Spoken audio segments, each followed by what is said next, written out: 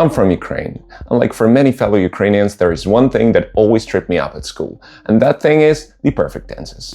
Many Ukrainians, amongst other Eastern Slavic people, struggle with what is called the perfect tenses, and that includes past, present, and future perfect, as well as their continuous forms. In fact, the majority of languages in the world do not have perfect tenses, and is the feature that is mostly localized within the European region. Instead, they rely on different ways of representing an action that happened in the past and has consequences in the present, and sometimes there is no direct one-to-one mapping between the languages that do use perfect tenses and those that do not. In this video, we'll be diving deep into why the perfect tenses exist and how some languages have learned to live without them. Hey there! For this video, I have decided to take the Slavic language group as an example because it's very diverse and it lets you see how the same concepts work differently in similar languages. Recently, I found out that some languages like Bulgarian and Macedonian not only use the perfect tenses, but it's an integral part of the languages themselves. So it got me thinking, how is it possible that languages that share 60 to 80% of neutral vocabulary are not mutually intelligible? Well, for the most part, it comes down to grammar. All Slavic languages that we speak now come from an ancient language called Proto-Slavic. And Proto-Slavic had no written form, so there is no way to tell how it was written or how it sounded like. The method that scientists use now is called the comparative method. They'll take all the existing languages of the same group, in this case all Slavic languages, and they date it back as far as they can. The oldest written Slavic language is called the Old Church Slavonic. It's a language created artificially in the 9th century by the two first nerds, Cyril and Methodius, in Thessaloniki, Greece. The language was not spoken amongst the people, instead it was used for Bible translation and church services. But it was certainly similar to what was spoken at that time and shares a lot of features with the modern Bulgarian and Macedonian. So, using the comparative reconstruction, scientists have found out that Proto-Slavic was a very complex rule-based language. It had 3 numbers, singular, dual, and plural. So in phrases like 1 year, 2 years, and 10 years, the word year will always have different forms. The 7 noun cases, the noun will have a different form depending on how it's used in the sentence. Take for instance these 2 phrases. I took the key from Andrew and I gave the key to Andrew. In English, in these 2 sentences, Andrew will sound exactly the same. But in Czech, which has kept these noun cases, the word Andrew changes each time. Poor Andrew keeps being treated like an object, not a person. A complex tense system similar to Romance and Germanic languages. And perfect in the Old Church Slavonic was formed by adding the verb būti, which is to be, to the verb in its participle form. The sentence I have done in the Old Slavonic would sound like I am done. Over time, as languages evolved in relative isolation, certain features seemed redundant, so they were thrown away. Thus, for instance, Bulgarian has kept the Proto-Slavic tense system,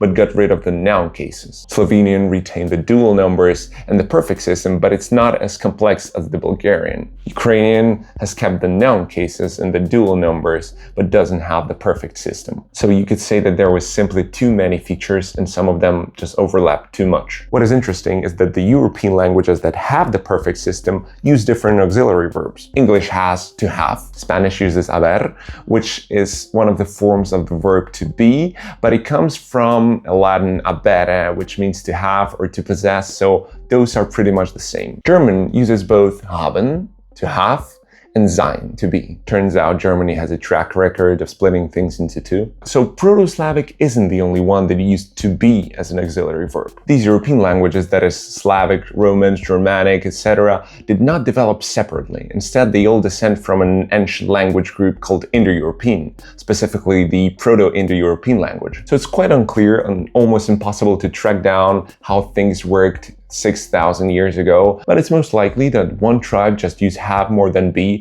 then they split up and they parted ways. So this leads us to the next question. How does the perfect system work in languages that do not have the typical present perfect, past perfect form? I'll use Ukrainian as an example because it works so differently than English that it really highlights the contrast. Funny thing, in some regions in Ukraine there is an archaic form of +1 that is the English past perfect. Sometimes when an old man will speak about the languages he learned when he was 20, he'll say I was learned instead of I learned. But generally, it's almost never used. This is how we make the words sound perfect. The first thing is adverbs of time. This is actually where we see American English progressing now. An American will say I just finished a book instead of the British I have just finished a book. An Eastern Slavic person will use the words like just, yet, already, before to imply the consequence of an action in the present. Perfective and imperfective aspects. Most of the words usually have a perfective and imperfective aspect. Both of them are formed by adding or removing prefixes and suffixes. This is probably one of those things that scares people off when learning Eastern Slavic languages, and rightly so, because even though it does exist in the Romance and Germanic languages, for instance, adding the prefix re implies the repetition of an action.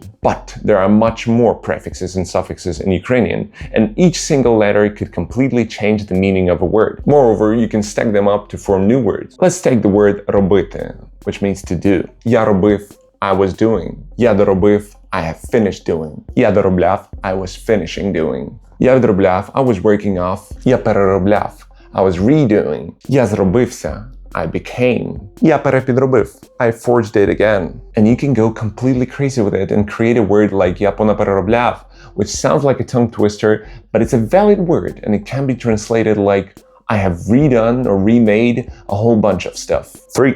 Just use present simple when possible. This is actually the one that I like the most. Take these two sentences and tell me which one sounds more natural to you. I have known him for years, and I know him for years. If you pick the first one, it's okay, we can still be friends. But if it's the second one that sounds more natural to you, we probably are friends. And my friend, I totally agree with you. Languages that don't have the perfect tenses are more likely to use the second option, because they have no other option. For a long time, my brain hasn't been able to comprehend why we're using present perfect here, and this is where the main culprit comes into play. Perception.